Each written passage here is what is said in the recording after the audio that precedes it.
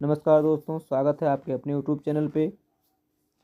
तो जैसा कि हमने कहा था आपसे कि क्लास 10 है ना, बोर्ड संबंधी जितने भी विषय होंगे आपको सभी के क्वेश्चंस कराए जाएंगे। तो उसी क्रम में आज हमारा पहला है क्लास 10 के केमिस्ट्री का पहले पार्ट का कुछ इम्पोर्टेंट ऑब्जेक्टिव क्वेश्चंस हैं जो बोर्ड परीक्षा 2025 में आने की संपूर्ण संभावना को दर्शाती है ना। बहुत ही इम्पोर्टेंट क्वेश्चंस हैं।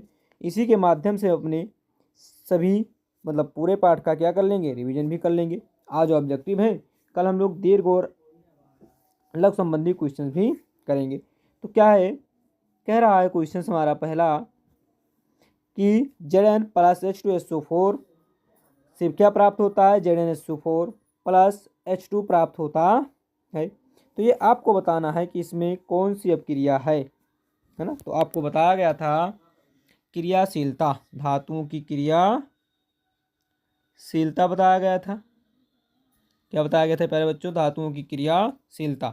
क्रियाशीलता के क्रम में धातु क्या करते हैं, एक दूसरे को विस्थापित कर देते हैं। क्या कर देते हैं? विस्थापित। जैसे इसमें देखा जाए तो जो जड़ियन है वो H2 को विस्थापित करके अपना स्थान ग्रहण करता है, जड़ियन ग्रहण करता है और H2 को बाहर निकाल देता है। तो इस प्रकार की क्रिया क्या कहलाती है?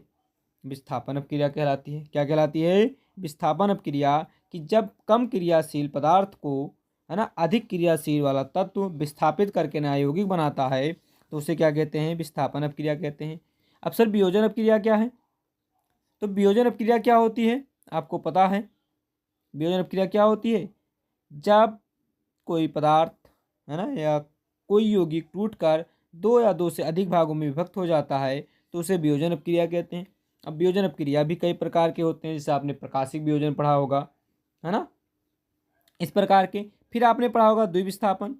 क्या पढ़ा होगा? द्विविस्थापन अपक्रिया। तो द्विविस्थापन अपक्रिया क्या होता है? जिसमें दो धातु एक दूसरे को विस्थापित कर देते हैं या दो तत्व एक दूसरे को विस्थापित कर देते हैं। संयोजन अपक्रिया क्या है?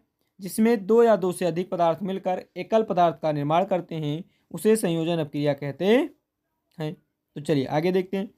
फिर कह रहा है 2FeCl3 plus 2H2O plus Y से प्राप्त होता है 2FeCl2 plus H2SO4 plus 2HCl में Y क्या है? मतलब इसमें जो ये Y दिया है आपका, ये Y है क्या? Y के स्थान पे क्या होना चाहिए जिससे ये पूरी अपक्रिया पूर्ण हो जाए?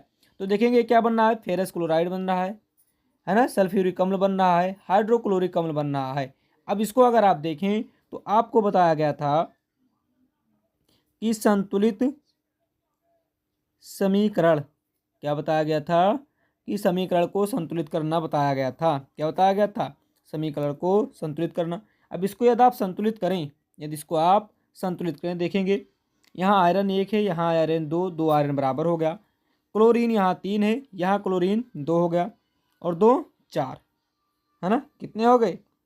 2 क्लोरीन यहाँ पर 2, 2 4 क्लोरीन, 2 2 4 और 2 6 क्लोरीन यहाँ हो गए, 3 दूनी 6 क्लोरीन। तो मतलब क्लोरीन भी बराबर और आपका आयरन भी बराबर।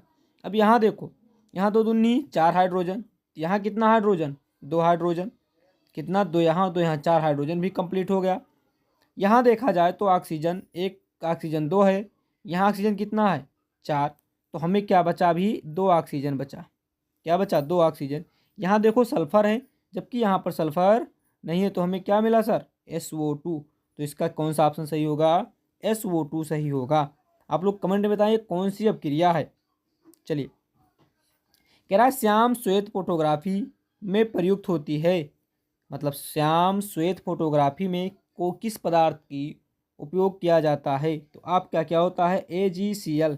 क्या होता है? AgCl। मतलब क्या हो जाएगा? Silver chloride. तो सिल्वर क्लोराइड का प्रयोग किस में किया जाता है? श्याम श्वेत फोटोग्राफी में किया जाता है। चलिए, चौथा क्वेश्चन क्या है? निम्नलिखित में क्या रासायनिक परिवर्तन है? मतलब रासायनिक और भौतिक परिवर्तन। आपने 2 परिवर्तन पढ़ा होगा है ना। आपने कितने परिवर्तन पढ़े होंगे? 2। एक आपने पढ़ा होगा रासायनिक, एक क्या पढ़े होंगे? रासायनिक। कौन से? रासायनिक। और एक क्या पढ़ा होगा आपने? भौतिक। क्या पढ़ा होगा? भौतिक। तो आपको पता है कि भौतिक परिवर्तन में कोई नया पदार्थ नहीं बनता, कोई नया पदार्थ नहीं बनता, जबकि रासायनिक परिवर्तन में नया पदार्थ बनता है। जैसे विद्युत बल्ब का जलना। अब क्या विद्युत बल्ब का जलना रासायनिक परिवर्तन है? जी नहीं सर, इसमें कोई नया पदार्थ नहीं बनता। मोम का पिघलना, ये भी नहीं है। पदार्थ का चुंबकन, ये भी नहीं। तो क्या है सर? लोहे में जंग लगना। क्या है? लोहे में जंग लगना क्या है? रासायनिक समीकरण। जंग लगता है तो लोहा क्या होता है? लोहे का बताएंगे आप। जंग लगने से लोहे के भार में क्या होता है? बढ़ोतरी होती है, घटता है, या पहले जैसा स्थिर बना रहता है। फिर क्या है? लोहे पर जंग लगना किस प्रकार की क्रिया है? तो सर ऑक्सीकरण है। क्या है? ऑक्सीकरण, क्योंकि इसमें ऑक्सीजन क्या होता है? जुड़ता है। ऑक्सीजन क्या होता है? जुड़ता है। चलिए, फिर कह रहा है छठवां, उष्मा शोषी अपक्रिया। उष्मा शोषी अपक्रिया वह होती है जिसमें क्या हो? ऊष्मा का शोषण हो। मतलब उस पदार्थ में बाहर से ऊष्मा दी जाए और वो ऊष्मा क्या हो जाए? अवशोषित हो जाए। क्या हो जाए? वह उस पदार्थ में ऊष्मा क्या हो जाए? वो अवशोषित हो जाए, है ना? क्या हो जाए? अवशोषित हो जाए। चलिए नेक्स्ट क्वेश्चन क्या है सर? दही का जमना, है ना? इसको होना चाहिए था दूध से दही का बनना। दूध से दही का बनना। दूध से दही का बनना किस प्रकार का परिवर्तन है? तो सर ये रासायनिक परिवर्तन है। कैसा परिवर्तन है? रासायनिक परिवर्तन है, क्योंकि एक बार दूध को आप जमा देंगे दही में तो पुनः उसे दूध में कन्वर्ट नहीं किया जा सकता। जबकि भौतिक परिवर्तन में क्या होता है? वस्तु का आकार बदल जाता है लेकिन कोई नई वस्तु नहीं बदलती। मतलब आप चाहें तो उसका पुराना गुण प्राप्त कर सकते हैं, जबकि रासायनिक परिवर्तन में ऐसा नहीं होता। तो दही का जमना था, दूध से दही का जमना क्या होता है? रासायनिक परिवर्तन होता है। फिर रासायनिक अपक्रिया में भाग लेने वाले पदार्थ को क्या कहते हैं? रासायनिक अपक्रिया में भाग लेने वाले पदार्थ को क्या कहते हैं? अब इसमें कई चीज़ें होती हैं। इसमें ये अभिकारक कह रहा है। क्या कह रहा है? अभिकारक।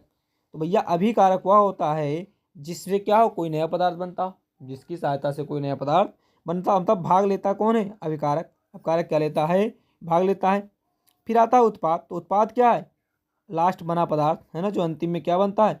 पदार्थ बनता है। इसको तीर के बाद प्रतिष्ठित कर, तो क्या है? उत्पाद है। क्या है? उत्पाद है। फिर आया Zn+H2SO4 से Zn+SO4 प्राप्त होता है। कौन सी अपक्रिया है? सर विस्थापन अपक्रिया है। कौन सी है? क्योंकि Zn क्या होता है? ये सारी चीज़ें अभी आपने पहले क्वेश्चन में शायद की हैं। चलिए लास्ट क्वेश्चन से हमारा कि CuO copper oxide plus hydrogen जब क्या होते हैं? क्रिया करते हैं तो कॉपर प्लस जल प्राप्त होता है। कौन सी अपक्रिया है? बताएंगे कौन सी अपक्रिया? तो रेडॉक्स अपक्रिया है सर।